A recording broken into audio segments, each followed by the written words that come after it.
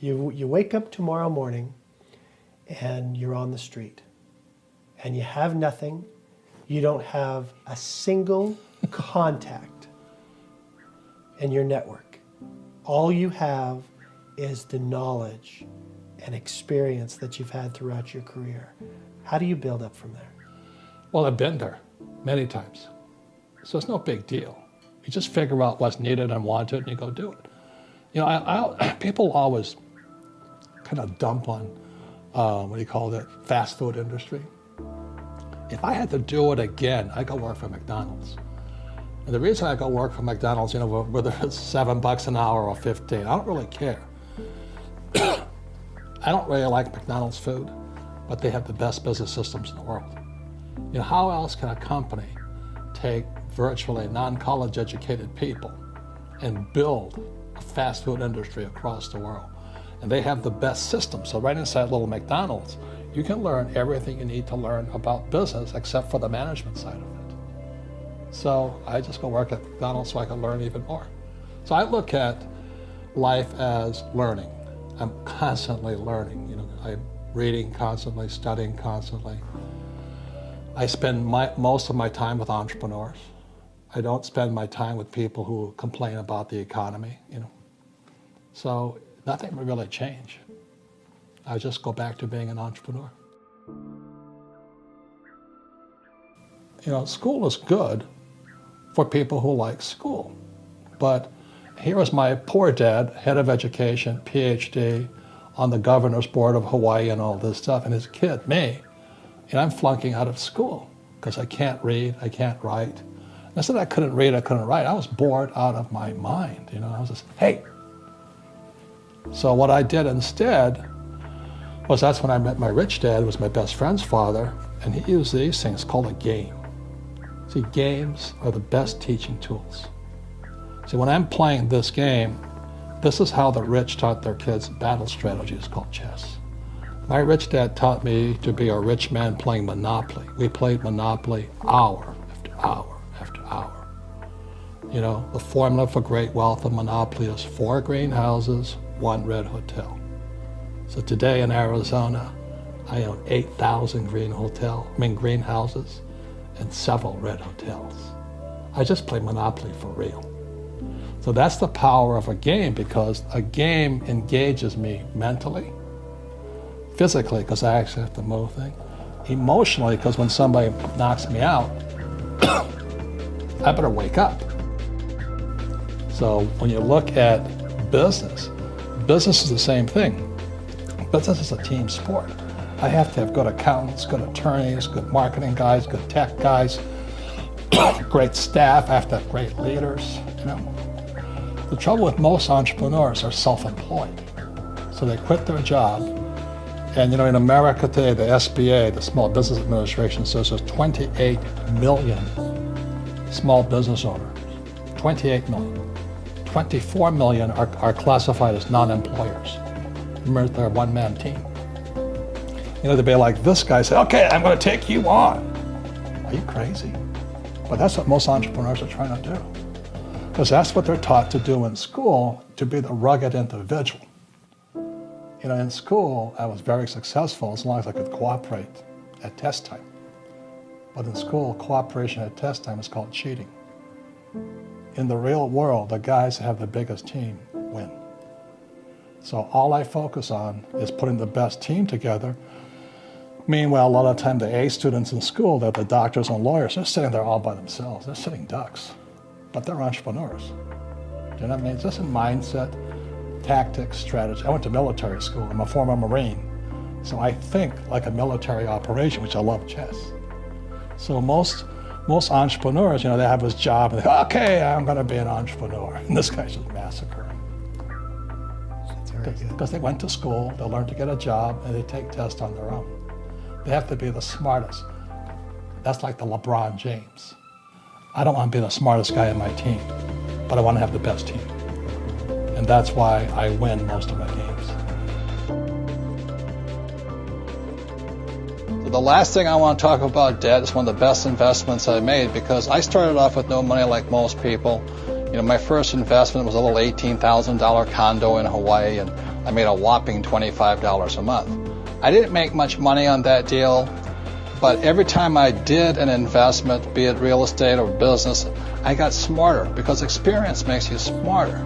So I started with just a little $18,000 unit. I broke out my credit card. I paid the $2,000 down payment with my credit card, so it was 100% finance. Now, most experts will say you, that's stupid. You don't do that.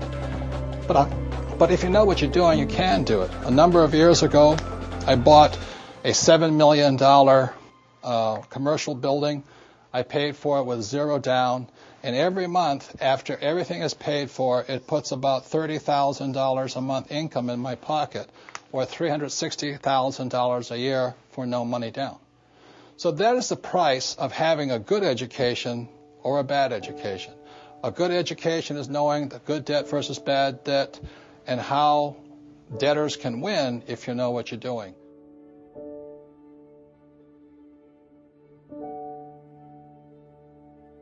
I don't know what the heck with people think about money, but that's what I get a lot of, is kind of this, well, money's not spiritual. I'm just saying it's your attitudes, a person's attitude towards money. I make a lot of money, but I give a lot, you know what I mean? Definitely. It goes to biblical principle, the more you give, the more you receive. So when I meet somebody who's doesn't have any money, it just means they're not giving something. So a lot of times there's people who would like more, but they're not giving anything. So they're like my poor dad. He belonged to the labor unions, and he wanted to work less and get paid more. Well, that's anti-religious to me. If you want to get paid more, work more, give more. That's how I see it. But the common wisdom, the old intelligence idea, is to diversify. And what I believe in is something else, is increase your financial IQ, your financial intelligence, and instead focus. And what focus stands for is this. Focus is follow one course till you're successful. And so that's what I did in 1973. I signed up for my first real estate investment course. And I just did it and did it and did it. I bought this one little $18,000 place. And I did it again, and I did it again, and I did it again, until the point where I understood it. And then I went into becoming an entrepreneur. And I did it, and I did it, and did it, and I'm still learning. And I'm still learning about real estate. And the reason, in 1966, I got into oil when I went to work for the Standard Oil Company. So today, I'm still focusing. I invest in oil and oil and oil. And I don't diversify. It doesn't mean I don't lose. Sometimes I lose, sometimes I make mistakes and all this. But I just don't buy good as with all the bad. If you're going to be successful as an investor, diversification is good for the average investor. If that's what you want to be, have a good life. But what I'd rather do is be able to know the good ones from the bad ones, the good investments from the bad investments, the good advisors from the bad advisors, and what's good for me and what's not good for you. Because what I do is not necessarily what's going to work for you, and vice versa here. So that's why I really think, instead of diversification or diversifying, the new rules of money say follow one course until you're successful, and then keep doing it. Because once you find that way of being successful, you can do it again and again and again. Just to reiterate, was in approximately 1975, I came out with this product, and we were extremely successful. But we kept running out of money. The more successful we got, the more we ran out of money. So that's when I went to my rich dad. I tried to borrow $100,000, and he chewed me out. He says, why would I invest in a dumb product when you have a bad business? And so that's when he began teaching me the next level of my entrepreneurial education. It's not about the product, it's about how to design a business that doesn't need me to keep raising the capital. In other words, how do you design a business that keeps raising money automatically? And today, the Rich Dad Company is cash rich. Cash keeps pouring in because the ability to raise money constantly was designed into the business. And once again, this is the diagram. This is the BI triangle. These are the 8 pieces that make up a business. When a business is hurting, oftentimes it's because one of these 8 pieces is missing. For example, many times people say, I have a great product, but their legal is really bad, or their communication systems are bad, or their audit, their internal order processing is bad, or the manufacturing is bad, or the marketing is bad, or they have bad cash flow management. Another part of your financial IQ is to know there's 3 types of income. So if you're going to say work hard, most people are working hard for earned income, and that's what these guys are working for. The trouble with earned income in America, your tax rate's approximately 50%. Or as Warren Buffett says, it's a shame that his secretary pays a higher percentage in taxes than he did, although he makes billions of dollars. So when you say to a child, go to school and get a safe, secure job, you tell them to work for earned income, the worst type of income. The second type of income is portfolio income. And today, as I speak, and they're trying to change this, it's about 20%. And portfolio income is generally known as capital gains. So if I buy a stock for $10 and I sell it for $50, the $40 gain is taxed at 20%. Or if I buy a house for $100,000 and I sell it for $200,000, that's a capital gains type event. So you pay a lot of tax for that. And the third type of income, which is the best type of income, excuse me, I can't spell again, is passive income. And this is income that just comes in on a regular basis. One of the reasons I am wealthy and is able to retire at a young age is because I worked hard for passive income, not earned income. I don't flip real estate generally, not portfolio income. I don't flip stocks. I want passive income. So today, the new rules of money, it's important to understand what are you going to school to become, ES, entrepreneur or investor, and what kind of income you're working hard for, earned, portfolio, or passive. And if you know what you're doing, you can pay 0% taxes legally. And this can be done all over the world. People say, we can't do it in my country. Well, these people can't do it in any country, but in most parts of the world, governments need these people. So they're always giving tax incentives for investors and business owners who work for passive income. So those are some of the new rules of money. You've really got to know what you're working hard at and what kind of work are you performing, what kind of income are you working hard for.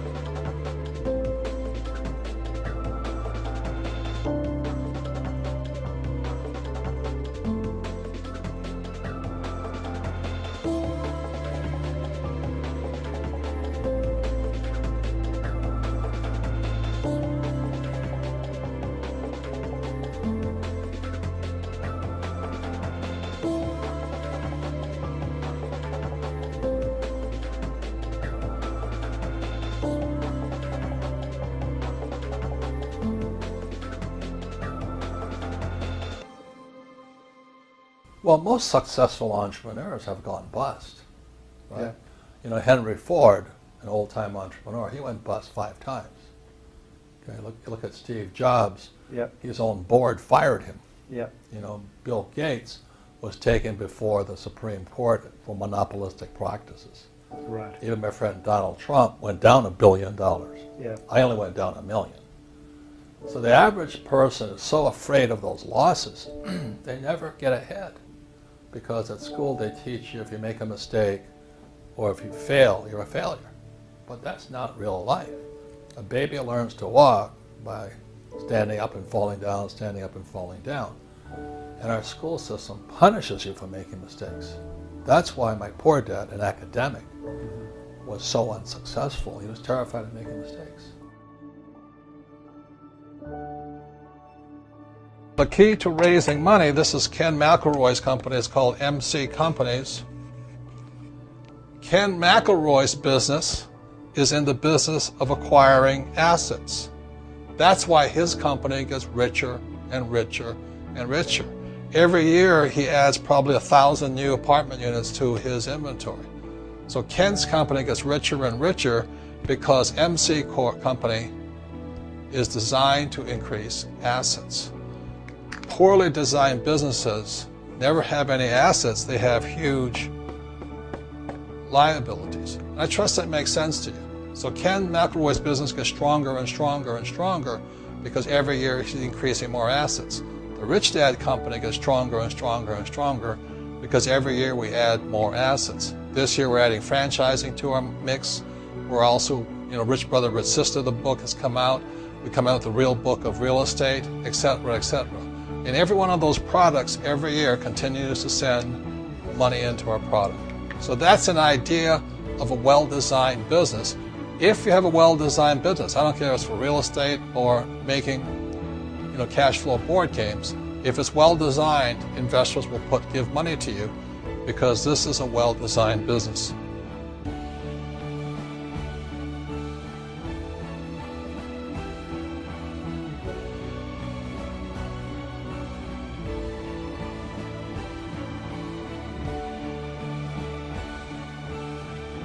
Look, I have an unfair advantage, I went to war.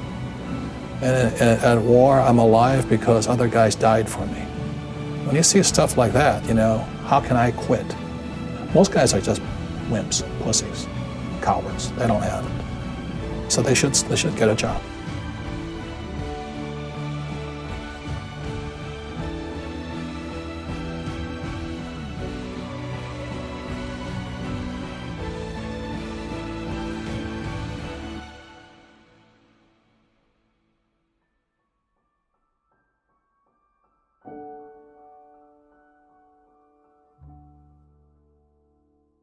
Well, I'll say it again. In 1973, I came back from Vietnam, and I was a pilot out there. And I took a real estate course. It was $385, 3 days long. And that was a lot of money back then. I was only making $500 a month, so $385 was all I had. And the instructor at the end of the program said to me, he said, or to the whole class of about 30 of us, he says, your education begins now that you leave the class. You didn't get educated while the class. So his assignment was that everybody, or 30 of us, we had to pair up in team, get up in teams, two or three at a team, and we had to look at 100 properties in 90 days. And he says, don't buy anything, just look at 100 properties, do your evaluation of each property, write a short blurb about it, why it's good, why it's bad. And it's at the end of 90 days and 100 properties, then you make up your mind if you're going to buy something. He says, if you haven't found one property in 100 deals, you start again. You start again with another 100. And that's why most people are not rich, is they're not willing to go through that process of looking at 100 deals to find one deal. And there's sometimes, and you and I know, you look at a lot of frogs to find one princess. But when you find that one princess, everybody goes, oh, well, how do you get so lucky? Well, I looked at a lot of dirt dogs out there, Mm-hmm. And that's like anything in life. You don't marry the first man or woman you meet. Hopefully you kiss a couple of them, before you do.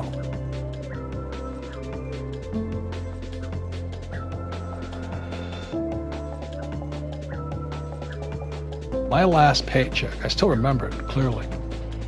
It was one of the worst and the best days of my life. And I was in Puerto Rico. I was working for Xerox, and my boss gave me my last, it wasn't a paycheck, it was a bonus check. I think it was about $30,000, taxable, so no problem with that. So I got this check, and I went, holy mackerel. You know what I mean? So I was excited, but I was also disturbed.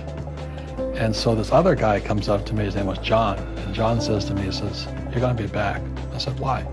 He says, because you're gonna fail. I looked at him and said, look, few expletive words. Because that's what he did. He left Xerox, failed, and he came back. And I said, look, you failed and you came back, but I'm going to fail and I'm never coming back. And that's the attitude. Do you know what I mean? If you say, well, if I fail, I'll go back to mommy and daddy, then that's what you'll do. So if you fail, that's when I became an entrepreneur, because I had no money. I had no money for years. I didn't have a paycheck. But that's what my rich dad encouraged me to do. He says, when you don't have this paycheck, you get hungrier, smarter, and it's a test of your character. Will you become a crook? Will you become dishonest? Will you cheat and steal? Or will you become a better human being? So really, that's the benefit of becoming an entrepreneur, is you really find out who you are when you don't have anything. If you're an entrepreneur and you're going to be a big entrepreneur, leadership skills and communication skills are more important than a law degree. So Now, I have another book that just came out. It's called The 8 Lessons in Military Leadership. In the military, I went to military academy and all that. From day one, you're learning leadership. Day one at the academy, I have to stand in front of 20, 18-year-old kids and go, section 10, hut.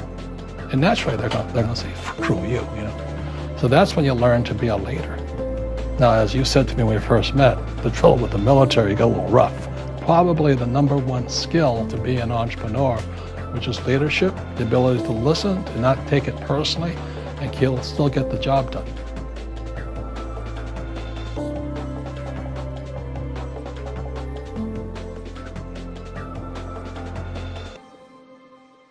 The Midas touch is 5 things you must remember. #1 is the thumb, which is strength of character. You fail, stand up, don't lie, don't cheat, don't just stand up, own it, keep going on. Strength. This is focus, the index finger. This is where I'm going. And I talk about how I went to flight school, preparing to fly in Vietnam. People are shooting at you, you're still going to stay focused on your target, even if you get killed in the process. This one everybody knows. This is what you stand for. And what I stand for is very simple: financial education. Keep it simple, teach people to manage their money. So I stand for that, and I don't ever get off that track. The ring finger is for relationships. If somebody is struggling financially, be it a company, a country, or marriage, it's because you have a bad relationship. And they're just incompetent, but they want to pretend they're smart.